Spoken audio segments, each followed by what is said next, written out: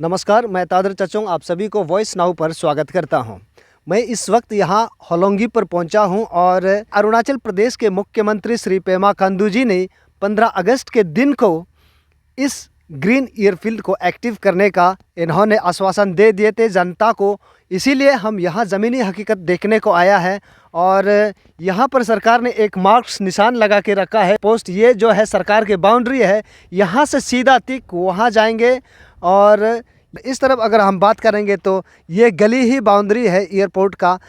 वहाँ एक दीवार बन चुका है, ये एक फेज वाइज मैनर में सरकार की ओर से यहाँ पर बाउंड्री वाल बनाए जा रहे हैं, लेकिन अभी यहाँ तक बाउंड्री वाल बनाया नहीं है और यहाँ भी अभी तक बनाया नहीं है। लेकिन यहाँ जितना भी अभी आप काली ज़मीन देखा है, यह एयरपोर्ट अथॉरिटी एयरपोर्ट की ओर से इन ज़मीन के मालिक को, कुछ लोगों को कॉम्पेंसेशन दे चुका है और कुछ लोग करोड़पति भी बन चुके हैं कॉम्पेंसेशन ले करके। लेकिन हमें सुनने को ये आया कि यहाँ में इस बीच जहाँ अभी तक दीवार नहीं बनाया है, इस बीच में कुछ लोगों को अभी तक कॉम्पेंसेशन नहीं मिला है। कॉम्पेंसेशन नहीं मिलने का कारण हमें यह सुनने को आया है कि उस ज़मीन को देने वाले जिसने कॉम्पेंसेशन नहीं मिला है, वो लोग अभी यहाँ खेती करना शुरू हो चुके हैं। इसीलिए मैं उस ज़मीनी हकीकत को अब मैं आपको दिखाने का कोशिश करता हूं, तब तक हमारे साथ बने रहना। मैं अब उस स्थान पर पहुंच गया हूं जिस ज़मीन को यहां के जनता ने एयरफील्ड बनाने के लिए दे दिए थे, लेकिन उन्हें कॉम्पेंसेशन नहीं मिलने की वजह से उस ज़मीन में फिर से खेती करके अनाज उगाना शुरू कर दिए हैं। उससे पहले मैं आपको एक नज़र यह भी दिखा दूं कि इस तरफ जो है फेंसिंग वायर बांधा हुआ है, फेंसिंग बना हुआ है। फेंसिंग के उस पार जितने भी है वो प्राइवेट पार्टी के हैं और फेंसिंग के इस पार जितने भी है ये एयरफील्ड के हैं। एयरफील्ड को दे चुके हैं जनता ने और इस ज़मीन के लिए कुछ लोगों को करोड़ों रुपए का कॉम्पेंसेशन दिए हैं और कुछ लोगों को लाखों रुपए का कॉम्पेंसेशन दिए हैं और कुछ लोगों को नहीं दिए हैं। इसके कारण यहाँ उन ज़मीन के मालिक फिर से उस पर खेती करके अनाज उगाना शुरू कर दिए हैं। दर्शकों, आप इस पर यह भी गौर कर सकता है, यहाँ जो फेंसिंग बना हुआ है, डेमार्केशन जो बना हुआ है, इस पर अभी तक सरकार ने बाउंड्री वॉल बनाया नहीं है। और अब मैं आपको यहाँ लेकर चल रहा हूँ जिस ज़मीन को कॉम्पेंसेशन नहीं मिलने के वजह से यहाँ पर खेती करना, अनाज उगाना शुरू कर दिए हैं और उन किसान को मैं मिलकर पूछताछ करने का कोशिश करता हूँ। उनसे हम ये जानकारी लेने का कोशिश करेंगे कि क्यों वो एयरफील्ड को अपने ज़मीन को देकर वापस खेती करना शुरू कर रहे हैं और किस लिए कर रहे हैं, ऐसे उनके साथ क्या अन्याय हुआ है। इन सभी चीज़ों पर मैं जानकारी लेने का कोशिश करूंगा। और सर, मैं आपसे सबसे पहले मैं जानना चाहूँगा, आपका नाम क्या है? मेरा नाम है किपाताई। और आपने इस ज़मीन को एयरफील्ड के लिए आपने दे दिए थे? हाँ। कब दिए थे?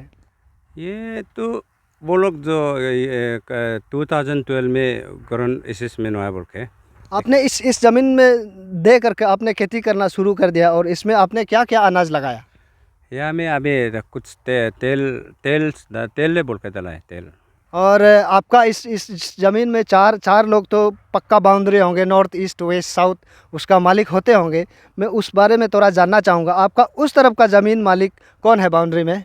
वो जो ये एक्स मिनिस्टर कुंवर भाई साहब का नाम में आता था। अच्छा, और ये वो भी कुंवर भाई साहब का है। इनको कॉम्पेंसेशन मिला कि नहीं? हाँ, मिला है उसको। और आपका पीछे तरफ जो ज़मीन है ये किसका है? ये पीछे साइड वाला मेरा है, वो मेरा है।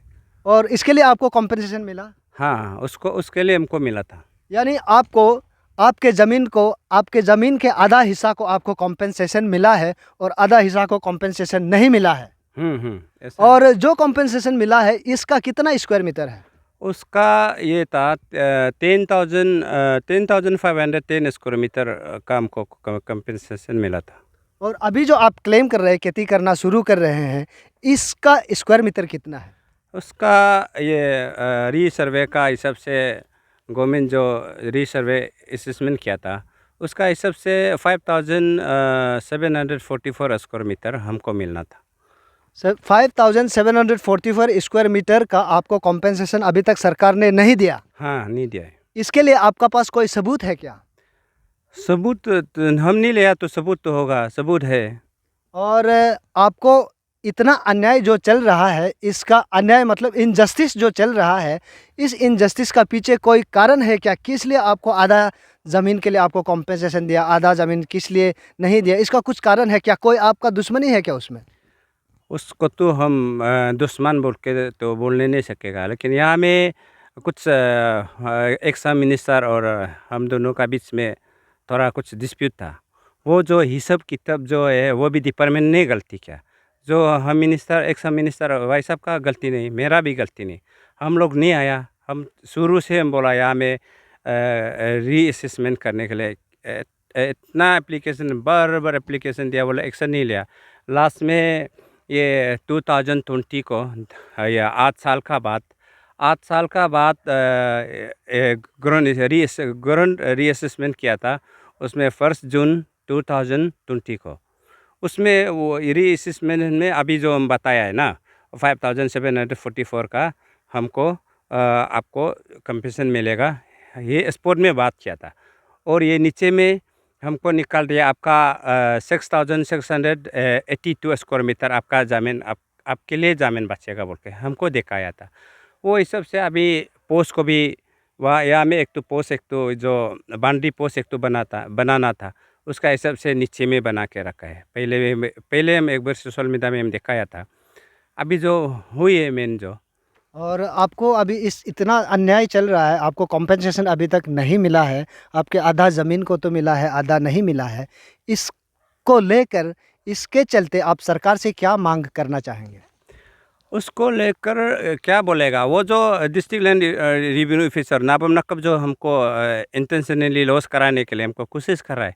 जितना भी हम मिनिस्टर लोग को, ये गवर्नमेंट को, डीसी को इतना ये एप्लीकेशन लिखने से भी लास्ट में उसका पास में बेचते रहता है। ऐसा होने से सोल्यूशन आएगा नहीं। वो तो हमको लॉस कराने के लिए हमको कोशिश कराए।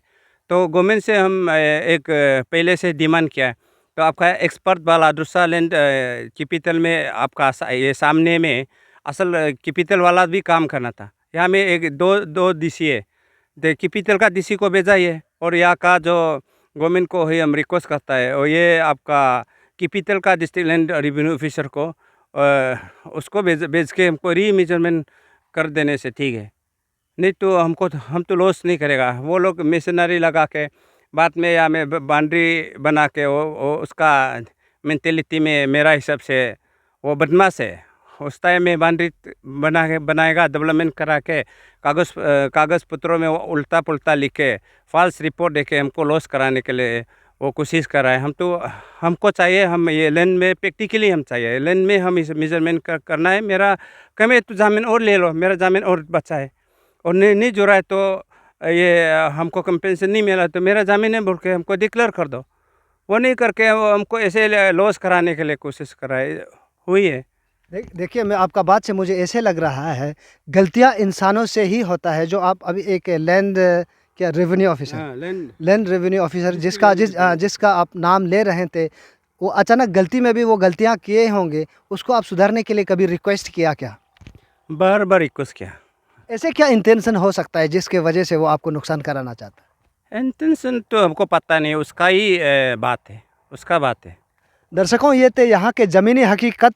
और अभी आपने उनसे, किसान इस ज़मीन के मालिक के बात से आपने सुनकर आपको स्पष्ट रूप से आप समझ गए होंगे। और हमारा अरुणाचल प्रदेश के युवा नेता मुख्यमंत्री श्री पेमा खांडू ने जनता को यह आश्वासन दिए थे कि 15 अगस्त तक इस एयरफील्ड को एक्टिवेशन करने का इन्होंने अनाउंसमेंट किए थे। इसका कई मीडिया में इसका पब्लिश भी हो चुके थे। लेकिन यहाँ ज़मीनी हकीकत ये देखने को मिल रहा है कि उस एयरफील्ड का अभी तक पूरी तरह से यहाँ पर डेमार्केशन बाउंड्री वाल नहीं बना है। आधा आधा कुछ फेस वाइज में तो बन चुका है, लेकिन यहाँ तक अभी तक नहीं बना है। और वो ज़मीन जिस पब्लिक ने सरकार को एयरफील्ड के लिए ज़मीन दिया है, उस पब्लिक को अब भी कुछ लोग को कॉम्पेंसेशन नहीं मिलने का वो जाहिर कर रहे हैं। बहुत बहुत धन्यवाद।